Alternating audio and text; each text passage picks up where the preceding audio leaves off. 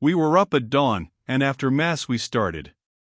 In the hall we met the master of the house, who was grieved, good man, to see Joan going breakfastless to such a day's work, and begged her to wait and eat, but she couldn't afford the time, that is to say, she couldn't afford the patience, she being in such a blaze of anxiety to get at that last remaining Bastille which stood between her and the completion of the first great step in the rescue and redemption of France. Boucher put in another plea. But think, we poor beleaguered citizens who have hardly known the flavor of fish for these many months, have spoil of that sort again, and we owe it to you. There's a noble shad for breakfast, wait, be persuaded. Joan said. Oh, there's going to be fish in plenty. When this day's work is done, the whole riverfront will be yours to do as you please with. Ah, your excellency will do well, that I know, but we don't require quite that much, even of you. You shall have a month for it in place of a day. Now be beguiled, wait and eat. There's a saying that he that would cross a river twice in the same day in a boat, will do well to eat fish for luck, lest he have an accident. That doesn't fit my case, for today I cross but once in a boat. Oh, don't say that. Aren't you coming back to us? Yes, but not in a boat. How, then? By the bridge. Listen to that, by the bridge. Now stop this jesting, dear General, and do as I would have done you. It's a noble fish.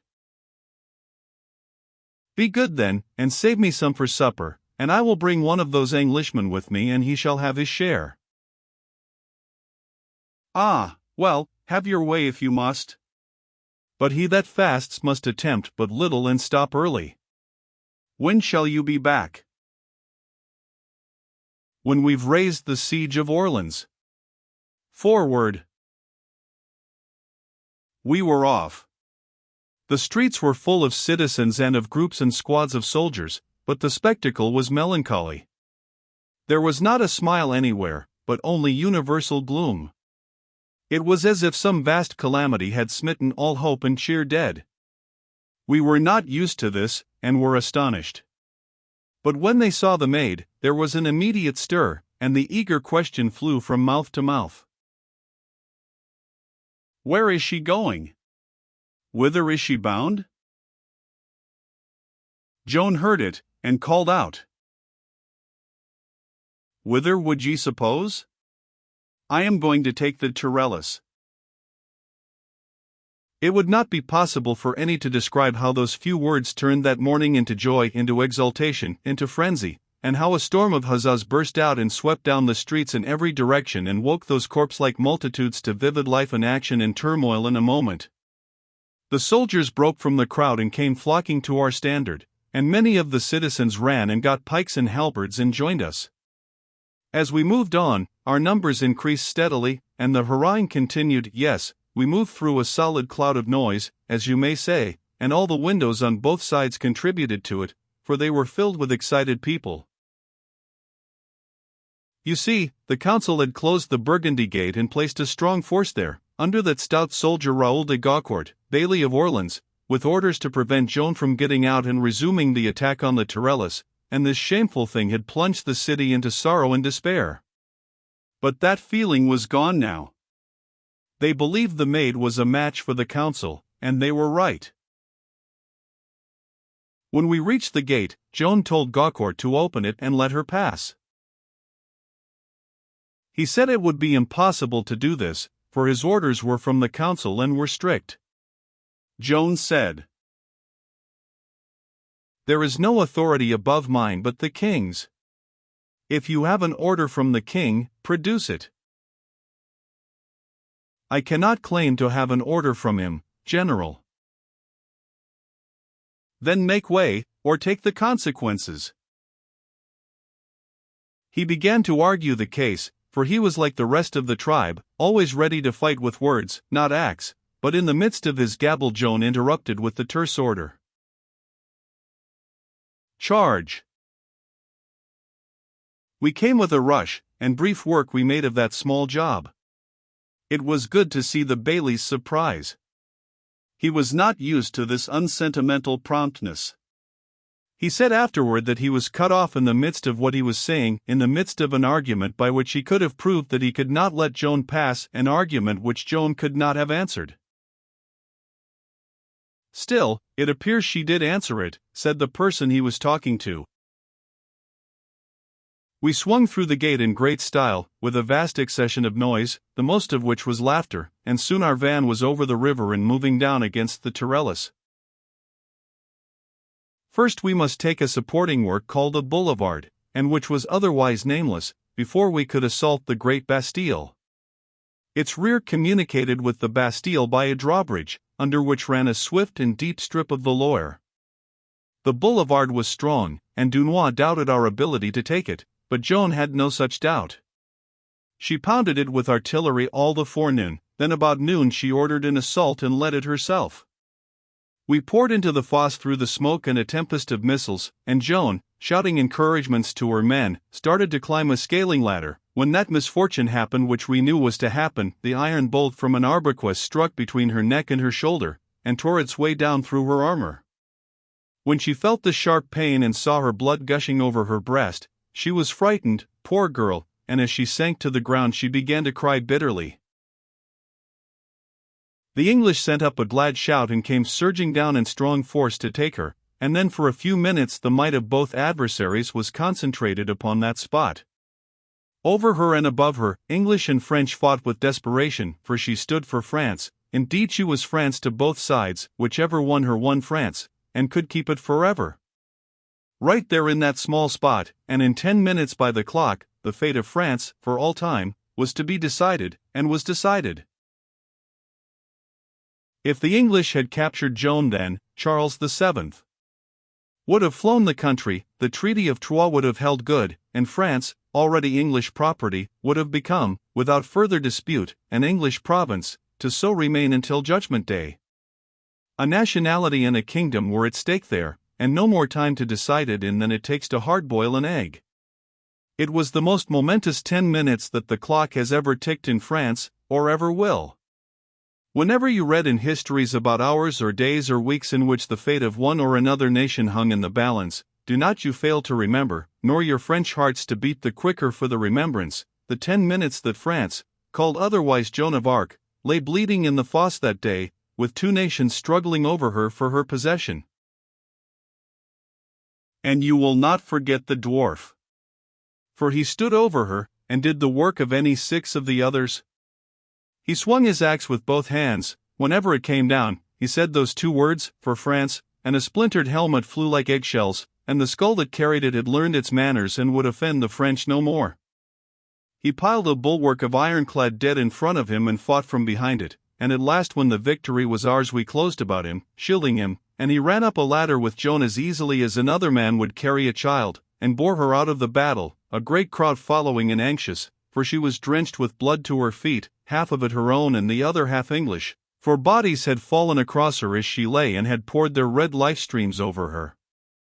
One couldn't see the white armor now, with that awful dressing over it.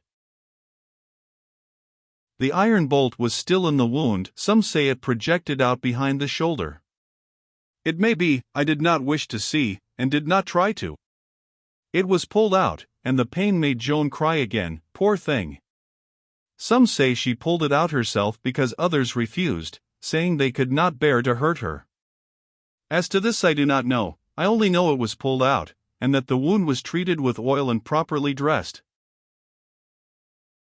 Joan lay on the grass, weak and suffering, hour after hour, but still insisting that the fight go on. Which it did, but not to much purpose, for it was only under her eye that men were heroes and not afraid. They were like the paladin. I think he was afraid of his shadow, I mean in the afternoon, when it was very big and long, but when he was under Joan's eye and the inspiration of her great spirit, what was he afraid of? Nothing in this world, and that is just the truth. Toward night Dunois gave it up. Joan heard the bugles. "What?" she cried. "Sounding the retreat." Her wound was forgotten in a moment. She countermanded the order, and sent another, to the officer in command of a battery, to stand ready to fire 5 shots in quick succession. This was a signal to the force on the Orleans side of the river under La Hire, who was not, as some of the histories say, with us. It was to be given whenever Joan should feel sure the boulevard was about to fall into her hands, then that force must make a counterattack on the Tourelles by way of the bridge. Joan mounted her horse now, with her staff about her, and when our people saw us coming they raised a great shout, and were at once eager for another assault on the boulevard. Joan rode straight to the fosse where she had received her wound, and standing there in the rain of bolts and arrows, she ordered the paladin to let her long standard blow free, and to note when its fringes should touch the fortress. Presently he said, "It touches."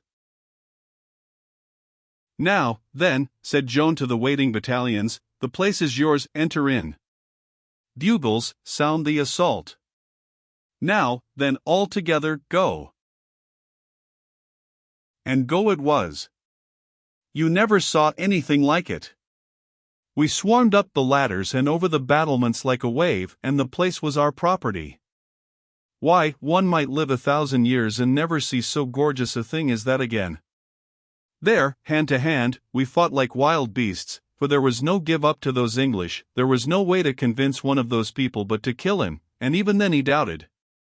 At least so it was thought, in those days, and maintained by many. We were busy and never heard the 5 cannon shots fired, but they were fired a moment after Joan had ordered the assault, and so, while we were hammering and being hammered in the smaller fortress, the reserve on the Orleans side poured across the bridge and attacked the Tourelles from that side. A fireboat was brought down and moored under the drawbridge which connected the Tourelles with our boulevard, wherefore, when at last we drove our English ahead of us and they tried to cross the drawbridge and join their friends in the Tourelles, the burning timbers gave way under them and emptied them in a mass into the river in their heavy armor, and a pitiful sight it was to see brave men die such a death as that. "Ah, God pity them," said Joan, and wept to see that sorrowful spectacle. She said those gentle words and wept those compassionate tears although one of those perishing men had grossly insulted her with a coarse name 3 days before, when she had sent him a message asking him to surrender. That was their leader, Sir Williams Glassdale, a most valorous knight. He was clothed all in steel, so he plunged under water like a lance, and of course came up no more. We soon patched a sort of bridge together and threw ourselves against the last stronghold of the English power that barred Orleans from friends and supplies. Before the sun was quite down, Joan's forever memorable day's work was finished, her banner floated from the fortress of the Tourelles, her promise was fulfilled, she had raised the siege of Orleans. The 7 months' beleaguerment was ended, the thing which the first generals of France had called impossible was accomplished. In spite of all that the king's ministers and war councils could do to prevent it, this little country maid at 17 had carried her immortal task through, and had done it in 4 days. Good news travels fast, sometimes, as well as bad. By the time we were ready to start homeward by the bridge, the whole city of Orleans was one red flame of bonfires, and the heavens blushed with satisfaction to see it, and the booming and bellowing of cannon and the banging of bells surpassed by great odds anything that even Orleans had attempted before in the way of noise. When we arrived, well, there is no describing that. Why, those acres of people that we plowed through shed tears enough to raise the river. There was not a face in the glare of those fires that hadn't tears streaming down it, and if Joan's feet had not been protected by iron they would have kissed them off of her. "Welcome! Welcome to the Maid of Orleans!" That was the cry, I heard it 100,000 times. "Welcome to our maid," some of them worded it. No other girl in all history has ever reached such a summit of glory as Joan of Arc reached that day. And do you think it turned her head, and that she sat up to enjoy the delicious music of homage and applause? No, another girl would have done that, but not this one. That was the greatest heart and the simplest that ever beat. She went straight to bed and to sleep, like any tired child, and when the people found she was wounded and would rest, they shut off all passage and traffic in that region and stood guard themselves the whole night through, to see that his slumbers were not disturbed. They said, "She has given us peace, she shall have peace herself." All knew that that region would be empty of English next day, and all said that neither the present citizens nor their posterity would ever cease to hold that day sacred to the memory of Joan of Arc. That word has been true for more than 60 years, it will continue so always. Orleans will never forget the 8th of May, nor ever fail to celebrate it. It is Joan of Arc's Day, and holy. 1.